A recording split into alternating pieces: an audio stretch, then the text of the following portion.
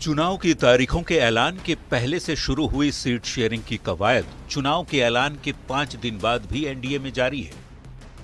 शुक्रवार को चिराग पासवान और नित्यानंद राय के मुस्कुराते चेहरों को देखकर लगा कि बस अब सीट की डील सील हो चुकी है। ऐलान किया जाएगा। लेकिन शुक्रवार की रात तक हम के संरक्षक जीतन राम मांझी के बयान और आरएलएम के अध्यक्ष उपेंद्र कुशवाहा के पोस्ट ने फिर से पेंच फंसा दिया और शनिवार को सीटों पर बातचीत का ग्राउंड पटना से दिल्ली शिफ्ट हो गया। दिल्ली जा रहे हैं और दिल्ली में ही अब बातचीत होगी।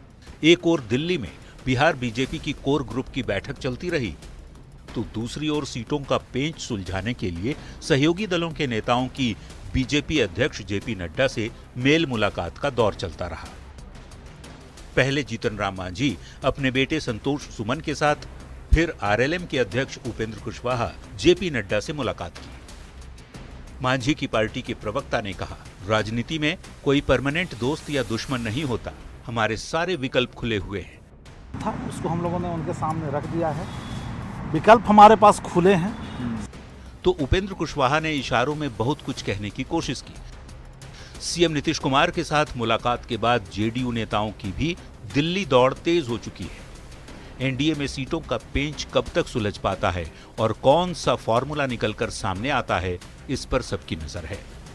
न्यूज़ 18 के लिए दिल्ली से अमितेश सिंह के साथ ब्यूरो रिपोर्ट।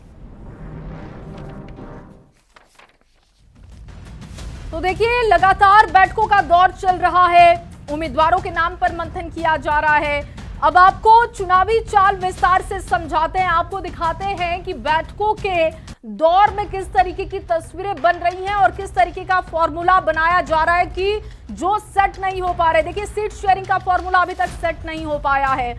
लगातार मंथन किया जा रहा है पटना से लेकर दिल्ली तक। बातचीत के बाद चिराग पासवान के साथ बन गई बात, लेकिन अभी भी घटक दलों के साथ ये पूरी बातचीत बन नहीं पा रही है। उपेंद्र कुशवाहा, जीतन राम मांझी की बात की जाए तो डील सील नहीं हो पा रही है। फाइनल बातचीत पर पूरा मुद्दा नहीं पहुंच पा रहा है।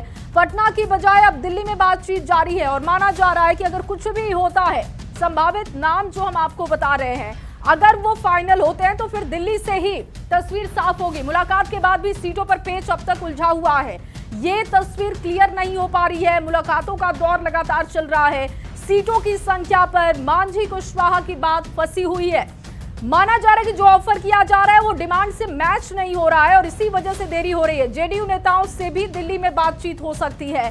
हालांकि कहा जा रहा है कि जेडीयू के लिए अभी तक कोई दिक्कत वाली बात नहीं है। 3 डिजिट नंबर की जो बात की जा रही थी उस पर जेडीयू को लॉक किया जा चुका है और इसीलिए वहां से कोई दिक्कत नहीं है।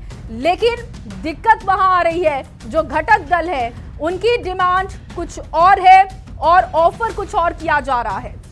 अब चलिए आपको दिखाते हैं जो मंथन किया जा रहा है, उसके बाद कुछ नाम भी सामने आ रहे हैं। संभावित उम्मीदवारों की लिस्ट हमारे पास है, वो अब आपके सामने रखने जा रहे हैं। संभावित वो लिस्ट कौन से होंगे, कौन से वो नाम और चेहरे होंगे, दिखाते हैं आपको।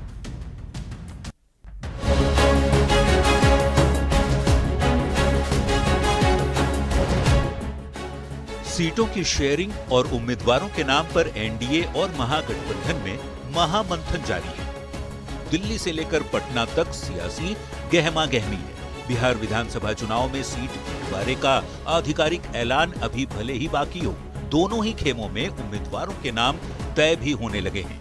पार्टियों ने काफी नाम फाइनल कर लिए हैं। न्यूज़ 18 के पास जेडीयू और आरजेडी के संभावित उम्मीदवारों की लिस्ट है। माना जा रहा है कि जेडीयू ज्यादातर पुराने चेहरों पर दांव लगा सकती है, साथ ही पाला बदलकर आए नेताओं को भी पार्टी का टिकट मिल सकता है। तो आरजेडी कई नए चेहरों को मौका दे रहा है, साथ ही कई पुराने चेहरों पर भी फिर से भरोसा जता सकता है। तो वहीं लोक जनशक्ति पार्टी रामविलास में उन चेहरों को मौका दिया जाएगा जिन्होंने कठिन समय में चिराग पासवान का साथ दिया था। न्यूज़ 18 के लिए ब्यूरो।